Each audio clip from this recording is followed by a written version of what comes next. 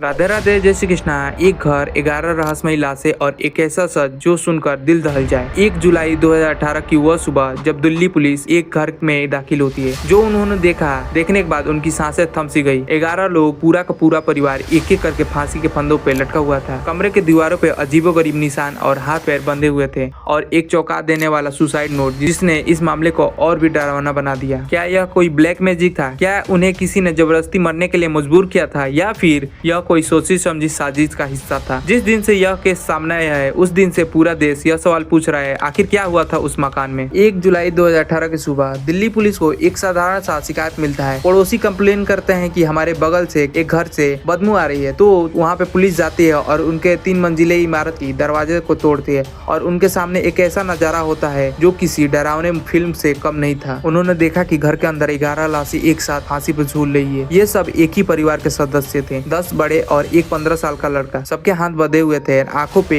कपड़े की पट्टी बंधी हुई थी और उनके चेहरे पे एक अजीब सी शांति थी, जैसे कि वे डर से नहीं मरे, बल्कि लग रहा था कि वो किसी रहस्यमयी रस्म का हिस्सा बनकर मरे हो। घर के दीवारों पे कुछ ऐसे मंत्र और चिन्ह लिखे थे जो काला जादू और भूत प्रेत के अस्तित्व की ओर इशारा करते हो। पुलिस को एक डायरी मिली जिसमें हमें मरना है, ये भगवान की मर्जी है जैसे वाक्य लिखे थे। हैरानी की बात यह है कि ये डायरी 11 सालों से लिखी जा रही थी और उसमें उस दिन का सटीकता से एकदम पूरी जितनी घटनाएं है उसमें पूरा लिख दिया गया था कि उन्हें कैसे मरना है। कैमरा फुटेज को जब देखा गया, घर के सीसीटीवी कैमरा में बिल्कुल वही दिखा जो कि उसमें लिखा था। घर के परिवार के सदस्य खुद रस्सी लेकर आए थे और उन्होंने छत में बांधा था। पुलिस ने तो इसे शुरुआत में एक सामूहिक आत्महत्या बताया, लेकिन कई सवाल इसे अधूरा बताते हैं। क्यों बांधे थे हाथ पैर? अगर खुदकुशी ही करनी थी तो उन्होंने खुद के हाथ पैर क्यों बांधे थे? किसी की आवाज सुन रहे थे वे? डायरी में लिखा था कि परिवार के मुखिया ललिता, जो कि 10 साल पहले मर चुकी थी, उनसे वो बात करते थे। क्या कोई बाहरी शख्स शामिल था इसमें? कुछ लोगों ने दावा किया कि उस रात उनके घर से चीखने और चिल्लाने की आवाज सुनाई दे रही थी। जब पुलिस ने उस घर की जांच शुरू की तो पड़ोसियों ने कुछ ऐसा बताया जिसे सुनकर आपके रोंगटे खड़े हो जाएंगे। कुछ लोगों ने बताया कि रात के अंधेरे में उस घर से चीखने और चिल्लाने की आवाज आती है। कई बार घर की लाइटें बंद और चालू होती है और एक दुकानदार ने यह दावा किया कि एक बुजुर्ग औरत खिड़की से झांकती हुई देखा है उसने, जबकि उस घर में सबकी लाशें लटकी हुई थी उस टाइम पे। पुलिस को घर से 11 साल पुरानी एक डायरी मिलती है जिसमें हर एक छोटे बड़े घटनाओं का ब्यौरा लिखा था। लेकिन सबसे डरावनी बात यह थी, इसमें ललिता, जो परिवार की मृत दादी थी, उनकी आत्मा से बातचीत करने की बारे में लिखा गया था, जिसमें कुछ वाक्य ऐसे थे जो आपको हैरान कर देंगे, जैसे कि हमें कुछ दिख रहा है, वे हमें बुला रहा है, हमें मरना है, ये भगवान की मर्जी है। ललिता माँ कह रही है कि हमें उनके पास आना है। डायरी में पूरा एक स्क्रिप्ट लिखा था, जैसे कि एक रिचुअल था जिसे उन्हें पूरा करना था। ये केस सिर्फ 11 मौतों की कहानी नहीं, बल्कि अविश्वसनीय मानव विज्ञान का दावा और रहस्यमयी ताकतों का एक ऐसा मिश्रण है जिसने पूरे देश को हिला दिया। और आज भी इस केस के कई पहलू अंधेरे में हैं। आपको क्या लगता है कि ये आत्महत्या थी या फिर इसके पीछे कोई और सच छुपाया जा रहा है? साइकोलॉजिस्ट मानते हैं कि पूरा परिवार शेयर्ड साइकोटिक डिसऑर्डर का शिकार हो गया था। डायरी में लिखी बातें, जैसे कि ललिता मोहम्मद से बात कर रही है, इससे पता चलता है कि वे हेलुसिनेशन में जी रहे थे। 10 साल तक उनका ब्रेन वॉश चला, जो कि डायरी बताती है कि 2007 से लिखी जा रही है। यानी कि धीरे धीरे उनके दिमाग में यह विचार भर दिया गया कि मरना है मुक्ति। फोरेंसिक रिपोर्ट के मुताबिक सभी मौतें एक साथ हुई थी। शायद किसी ने उन्हें जहर दिया हो और फिर फांसी पे